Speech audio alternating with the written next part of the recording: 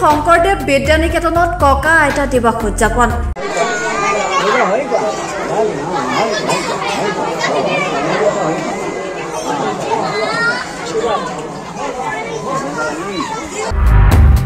এক ব্যতিক্ৰমী পদক্ষেপেৰে মাজুলীৰ গড়মূৰ শংকৰদেৱ বিদ্যানিকেতনত আজি ককা আইতা দিৱসটি উদযাপন কৰা হয়।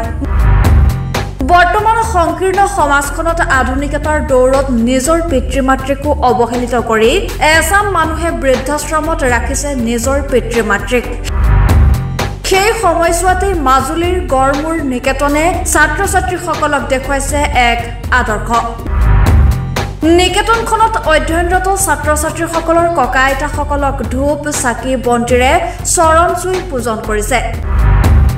ককা আইতাসকলক নিকেতনখনলৈ আদৰি আনি ভৰি হাত ধুৱাই মন্ত্ৰ উচ্চাৰণৰ লগতে ভৱিষ্যত দিনত এজন আদৰ্শ ব্যক্তি হ'বলৈ আশীৰ্বাদ বিচাৰে। উত্তম আৰু আধ্যাত্মিক গুণসম্পন্নতা এটি দিৱস। এই দিৱসটো প্ৰাচীন কালত আছিল বুলি মোৰ ধাৰণা হয়, কাৰণ তেতিয়া ৰজা মহাৰাজাসকলৰ সন্তানসকলক ঋষিকুলত শিক্ষা প্ৰদান কৰিছিলে। আৰু ঋষিকুলত গৈ সেই ৰজা ৰাজেন্দ্ৰ বৰ্গই শ্ৰদ্ধা আৰু ভক্তিৰে ঋষিসকলক সন্মান জনাই নিজৰ সন্তানসকলক তাত শিক্ষাদান কৰাইছিল। আন নালাগে, আমাৰ ইষ্টগুৰু শ্ৰীকৃষ্ণয়ো নিজৰ আশ্ৰমত থাকি শিক্ষা গ্ৰহণ কৰিছিলে। শ্ৰীৰামচন্দ্ৰয়ো নিজৰ ভাতৃসকলৰ সৈতে আশ্ৰমত থাকি শিক্ষা গ্ৰহণ কৰিছিলে। এই যে বেদৰ যুগৰ পৰা আমাৰ যিটো শিক্ষা পদ্ধতি ভাৰতবৰ্ষ যিহেতু বিশ্বৰ গুৰু হৈ আছিলে, সেই গুৰু হৈ থকাৰ প্ৰতিপন্ন কৰাৰ গোটেই ব্যৱস্থাটোৱেই আছিল আমাৰ বেদৰ যুগটো। শংকৰদেৱ বিদ্যানিকেতন গড়মূৰত 1 জুনৰ এই পবিত্ৰ দিনটোক স্মৰণীয় ৰখাৰ আমি প্ৰয়াস কৰিছোঁ।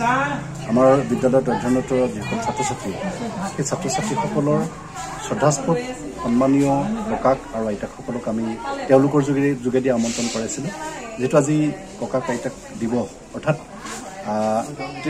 যিটো তৃতীয় জেনেৰেশ্যন, তৃতীয় পুৰুষ, এই তৃতীয় পুৰুষসকল দ্বিতীয় পুৰুষৰ কেতিয়াবা সমস্যাৰ সন্মুখীন হৈছে, আৰু সেই দ্বিতীয় পুৰুষৰ সমস্যাৰ সন্মুখীনখিনিক তৃতীয় পুৰুষ অৰ্থাৎ নাতিসকলে যাতে নিৰাময় কৰিব পৰা এটা ব্যৱস্থাক আগবঢ়াই নিব পাৰি, সেই উদ্দেশ্যকে আমি লৈ আজি বিদ্যালয়ত এই উৎসৱটি পালন কৰিছোঁ। ব্যুৰ' ৰিপৰ্ট, দৈনিক অগ্ৰদূত ডিজিটেল।